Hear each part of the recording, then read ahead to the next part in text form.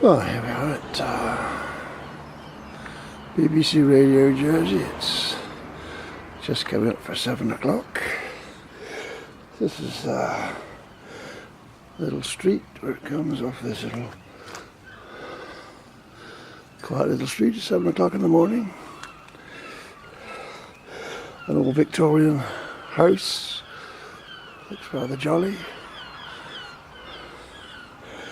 What have we got there? A little step there, look.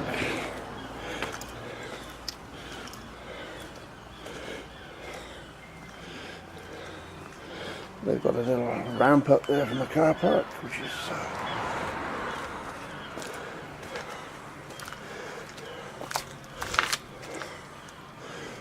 okay.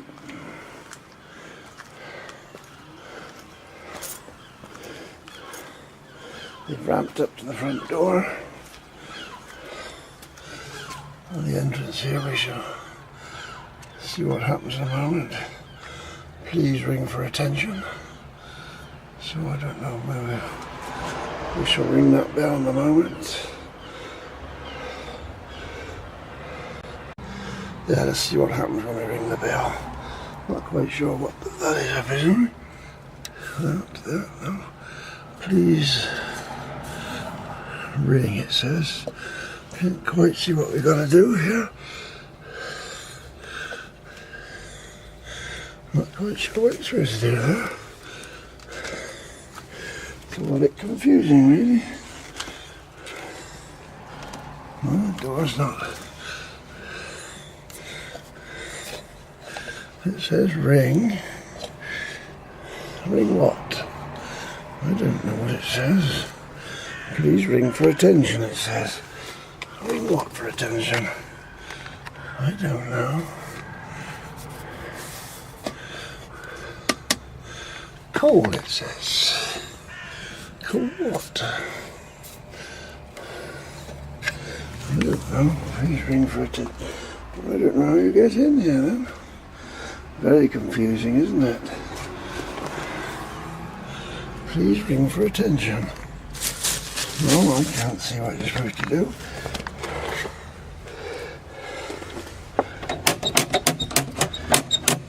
Let's try that. So you knock on the door.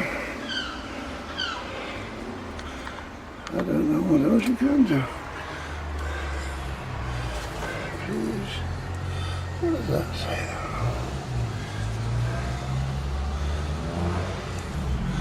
Please. Ah, there we are. We managed to make it work. Jesse. Yeah, it's Mike Dunn here. Hello, I'll come and let you in. Nice much indeed. Well, obviously, very confusing. Now, obviously, a deaf person wouldn't hear that response. A deaf person or somebody with hearing impairment is bleeping away. So, a person's going to come and let me in.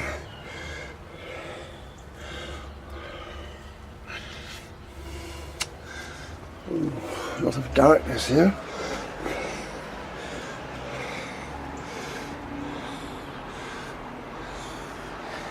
Let's see.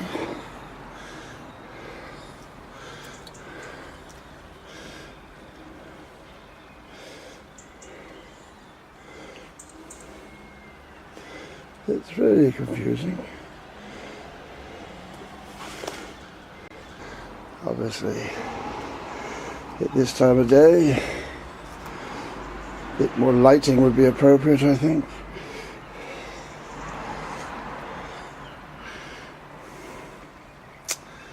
There we go.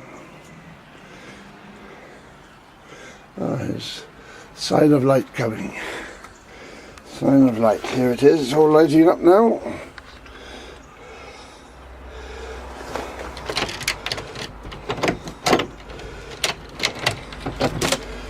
Good morning, Jill.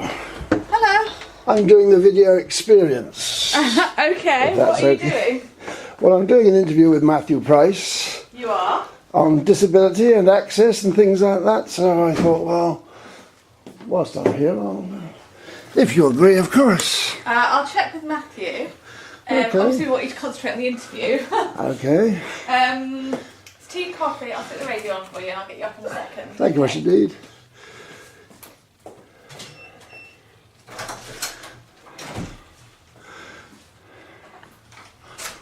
What's the video going to be used for? Put on my blog. Okay. In my series on accessibility. Okay. I'm going to have a look at your toilet whilst I'm here. Go for it. Here we are. This is the disabled toilet here, look. Let's see what we've got in here.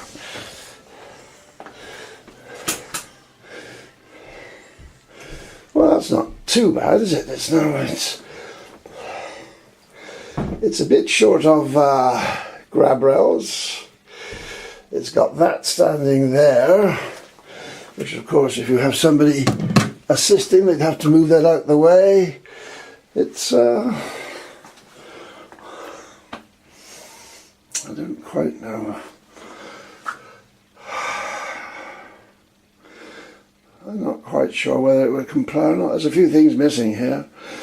There's an emergency wire there in case you have a problem. That's a little bit, probably a bit far from the toilet from the standard design point of view, but I don't know. The potential for it to be a central toilet is much better, I think.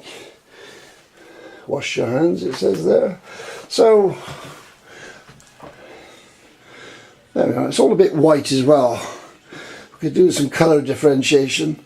It hasn't got a lid on the toilet, so it's not the worst thing, but all white on white. A bit colour differential isn't too great. But there we are. At least they've got an accessible toilet on the ground floor. Well, this is the main staircase. There's the lift here. Should we go up in the lift? Go up in the lift and see what that's like. I'll come down in the on the stairs when I exit. Oh, quite a decent lift. That's quite nice. Hold the button, I think. Huh? We want to go up to that one. Oh, go on. Yes. Oh, look at this. This is rather exciting. It's a lift which is, you can see the shaft. Oh, this is very interesting. It's a lift which you can see all the way up the shaft. That's quite exciting. This isn't it? Yes. No, it's not telling me anything. I suppose this guy has got a voice. No, it doesn't. I don't think it does actually. There we go. Floor. Oh, it's got Wait, floor. does it tell you which floor it is? It says It doesn't floor. talk to you on the way up, I suppose. Right, It tells okay, you so which that's good. then it goes all the way up to the top floor as well. Good. Okay. Right, lead on like that, as they say. Oh, there's another accessible toilet there. Yeah. Oh, that's interesting. Have a little peep in there. Oh, that's good. Yes. Well, there. Another accessible toilet. Well, it's all very interesting, isn't it? It's all that possible. We are into the inner sanctum. There's the man in his box in there. Look, there he is. Detectives say in each of the 7 raids, the burglar. Can we get more chairs up here? Yeah. Rolling. Are you alright? Yes, I'm. There's your water. I'll take a seat in that one. Yes, I'm glad you let me film because it's the building's better than I thought it would be. Thanks a lot. We do our best. Huh? We do our best. It's not perfect, but we do our best. Binding their hands with cable ties. Police say the burglar must be caught to prevent further harm. Here we are.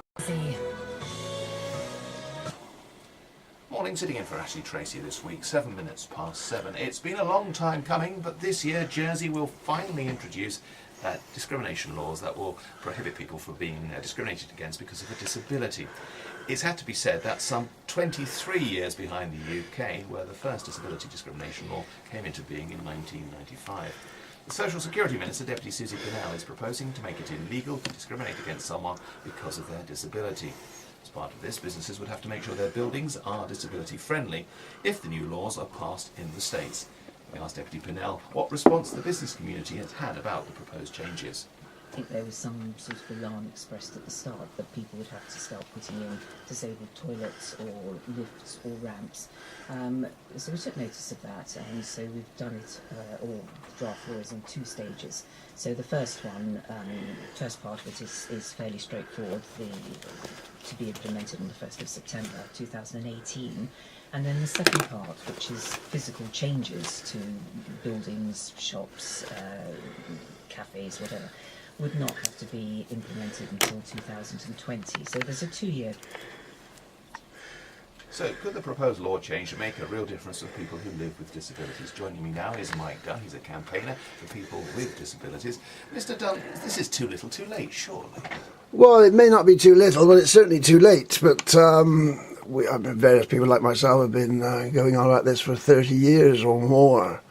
And unfortunately, the Guernsey example doesn't look good. They've got a strategy in place which they're not even going to get there. They're frightened off by the strategy, the implications of that. Here in Jersey, at least, we have got a law that's going to be on the statute book probably by the autumn. Well, that's the probability, not absolutely, but there will no doubt be a rearguard action from the building owners, developers to say, as they have done in the past with toilet provisions in domestic dwellings and so on, they haven't got the space, they can't afford to do it. So I expect to see a long drawn-out battle. I don't think it'll start to happen this autumn. You're not very confident, and yet you've been campaigning for this initiative for so long now. Why have you kept going then?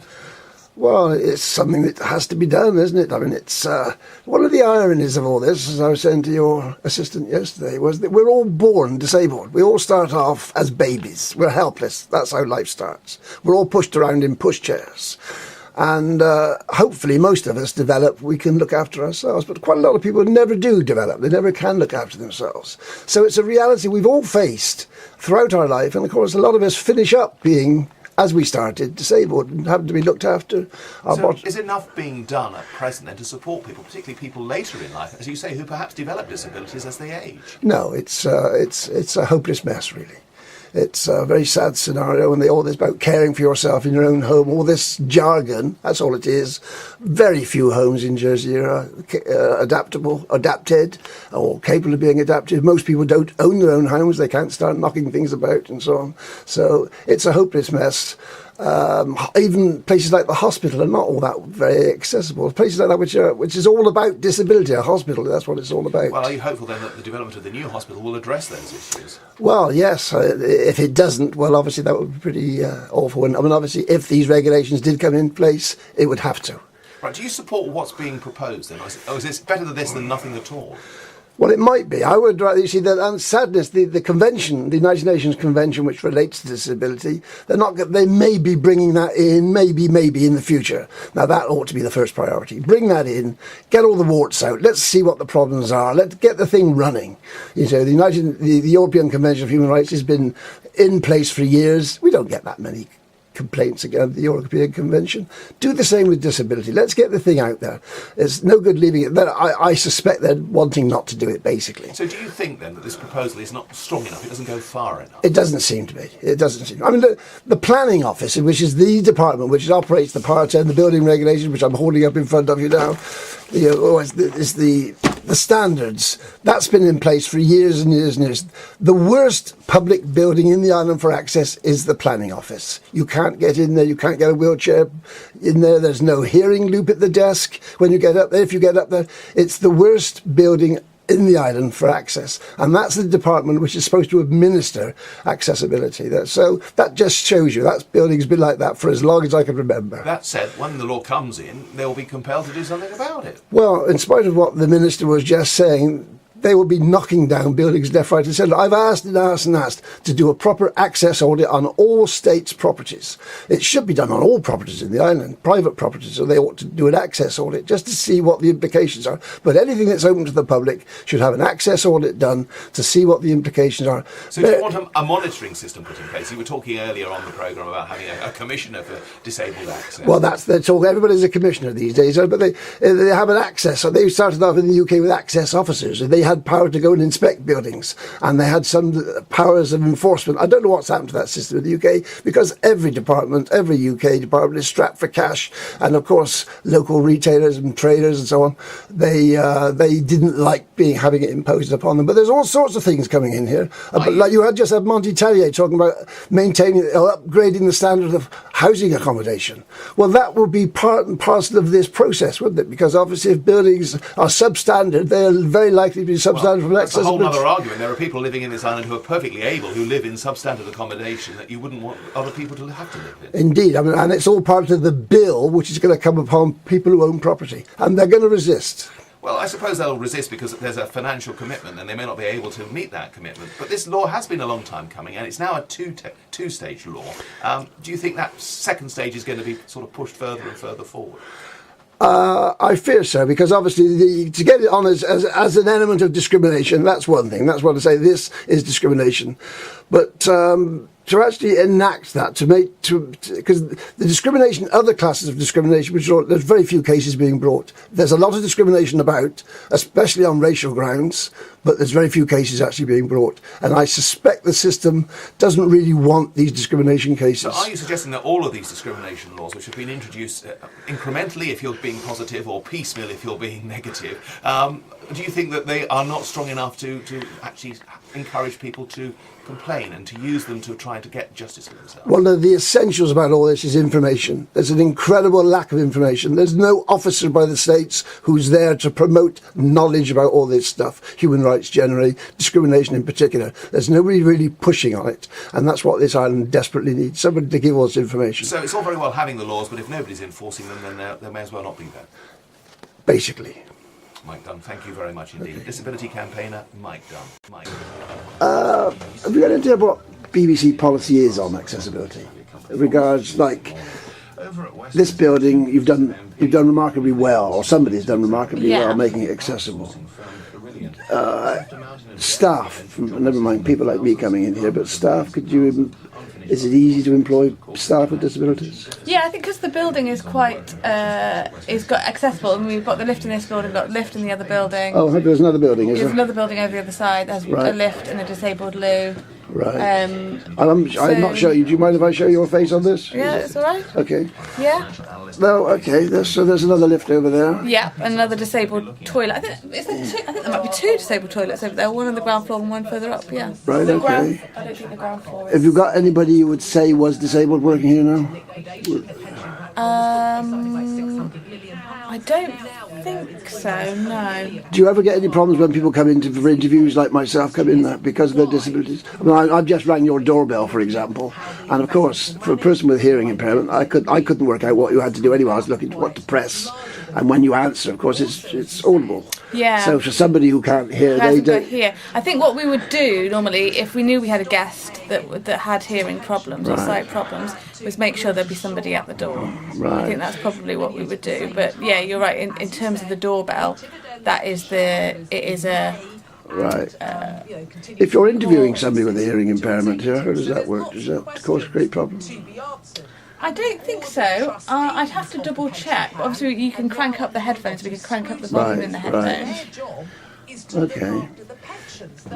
Does the BBC UK do an annual audit or anything of these buildings? They have a disability awareness policy. Right. And I think it's up to the management to go through that each year and double check. I'd have to double check that, or how often they have to do it, but they would have to go through and check. It's years since I was in Guernsey to see there, but is their studio much the same there? Yeah, their studio is actually better Is because it? it's all on.